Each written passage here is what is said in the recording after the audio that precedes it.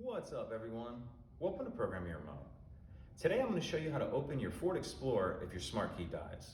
So we're going to be doing it on a 2020 Ford Explorer here, but it will be the same on a few different years. And this is only going to apply to Explorers that have a push button start ignition. So in this situation, our car is locked and our smart key is dead. I've taken the battery out of this smart key here to demonstrate. As you can see, if I press the buttons, none of them are working. So what we need to do is remove the emergency key from the bottom of the smart key. That's done by pressing this button here, and it'll slide out like that. And then we'll put it in the driver's door.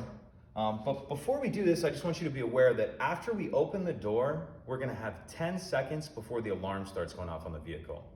And you need to start the vehicle before that 10 seconds in order to prevent the alarm. So how we're gonna do that is we're going to, after we get in, we're gonna put our smart key in the backup slot that's located in the center console. And I'm gonna show all this to you. I just want you to be aware of what we're about to do. So we have our key in there. You're gonna turn it to the right to unlock it. And we're gonna open it. And it's already beeping at me here to start the vehicle. So if we open our center console and we see this little pocket right there, put your fob in and then come over here and start it as you normally would. And you probably heard there it was just starting to go off on me right as I started it. So that's it, pretty simple. If you have any questions, please let me know.